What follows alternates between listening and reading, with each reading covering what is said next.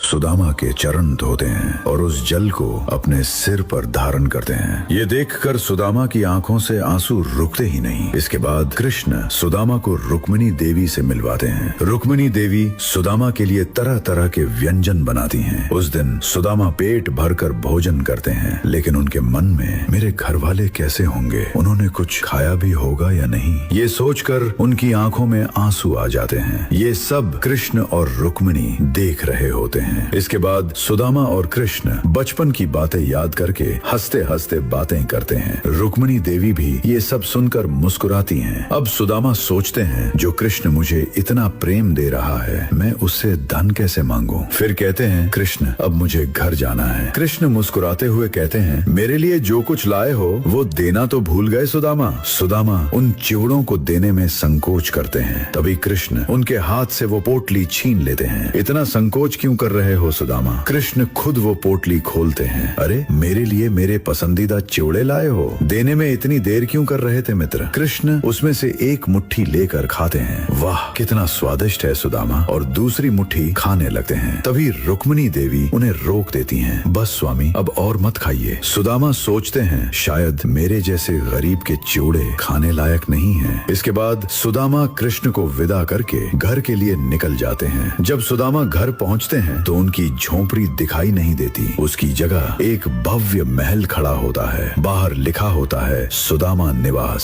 सुदामा अंदर जाकर देखते हैं, उनकी पत्नी और बच्चे रेशमी वस्त्र और सोने के आभूषण पहनकर आनंद से भोजन कर रहे होते हैं। तब सुदामा समझ जाते हैं, मैंने कुछ नहीं कहा, फिर भी मेरे कृष्ण ने मेरी हर पीड़ा समझ ली। ये सोचकर वो आनंद से भर जाते हैं। उधर कृष्ण मुस्कुराते हुए कहते हैं, रुक्मिणी तुमने मुझे क्यों रोका, मैं तो सुदामा के चिवड़े खा रहा था। रुक्मिणी देवी हाथ जोड़कर कहती हैं, स्वामी आपने जो कुछ चिवड़े खाए उसी से सुदामा को इस जन्म में ही नहीं अगले जन्म में भी असीम धन मिल गया। अगर आप एक और कौर खा लेते तो वह कुबेर से भी अधिक धनवान हो जाता और मेरा दिया हुआ वरदान व्यर्थ हो जाता। पार्वती देवी शिवजी से कहती हैं, ये घटना भी अक्षय तृतीया के दिन ही हुई थी। बिना मांगे भी पवित्र मन को अक्षय फल प्राप्त होता है। शिवजी आश्चर्य से कहते हैं, तो इस दिन शुरू किया गया कार्य कभी समाप्त नहीं होता। पार्वती देवी मुस्कुराते हुए कहती हैं, हाँ स्वामी, ये केवल एक त्योहार नहीं, ये एक द्वार है जो जीवन बदल सकता है। लेकिन ये द्वार हर किसी के लिए नहीं खुलता, सिर्फ उन्हीं के लिए खुलता है जो पवित्र मन से अच्छे कार्य की शुरुआत करते हैं। इसी दिन कुबेर ने तपस्या की थी और माता लक्ष्मी प्रकट होकर उन्हें असीम धन का स्वामी बना देती हैं। ये सिर्फ पैसा कमाने का दिन नहीं